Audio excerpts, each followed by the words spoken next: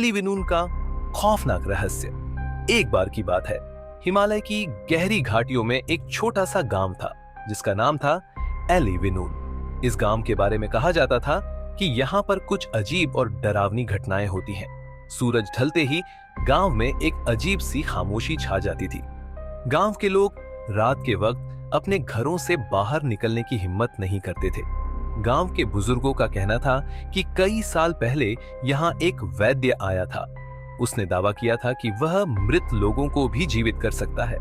लोग पहले उसकी बातों पर हंसे, लेकिन जब उसने गांव के एक मृत व्यक्ति को जिंदा किया तो सब उसे देवता मानने लगे। लेकिन कोई नहीं जानता था कि वह वैद्य असल में एक शापित आत्मा था जो अंधेरे के भयानक रहस्यों को जानता था। कुछ समय बाद गांव में अजीब अजीब घटनाएं होने लगी। जो लोग रात को बाहर निकलते वे कभी लौट कर नहीं आते। जंगल के पास से एक अजीब सी गंध आती और कभी कभी वहां से चीखें सुनाई देती। लोगों का कहना था कि वह वैद्य, जो अब एक पिशाच बन चुका था, गांव के लोगों की आत्माओं को कैद कर रहा है। नया चेहरा गांव में हाल ही में एक युवा लड़की मीरा अपने परिवार के साथ रहने आई थी। मीरा को इन बातों पर विश्वास नहीं था। उसने सोचा कि ये सिर्फ बुजुर्गों की काल्पनिक कहानियां हैं। एक रात उसने इन रहस्यों का पता लगाने का फैसला किया। मीरा एक टॉर्च और अपने कैमरे के साथ गांव के जंगल की ओर चल पड़ी। रात गहरी थी और पेड़ों की शाखाएं अजीब आकृतियां बना रही थीं। चलते चलते मीरा को एक कच्चा रास्ता दिखा जो एक पुरानी खंडहर जैसी हवेली की ओर जा रहा था। हवेली की खिड़कियों से हल्की रोशनी झांक रही थी।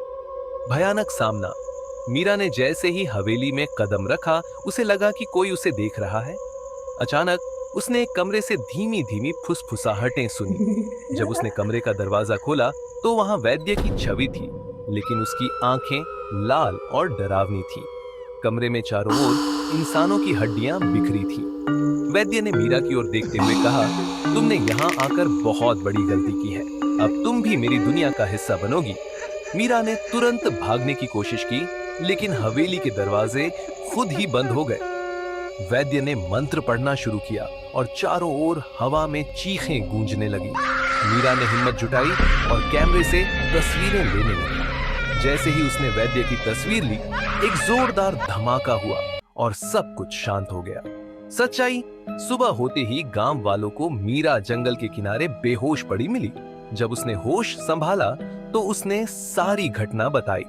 कैमरे में वैद्य की तस्वीरें देखकर गांव वालों ने हवेली को जलाने का फैसला किया, लेकिन जब वे वहां पहुंचे तो हवेली गायब थी। आज भी कहा जाता है कि एली विनून के जंगल में वह वैद्य भटकता है। उसकी आत्मा अधूरी रह गई है और वह किसी और की आत्मा का इंतजार कर रहा है। क्या आप कभी एली विनून के जंगल जाने की हिम्मत करेंगे?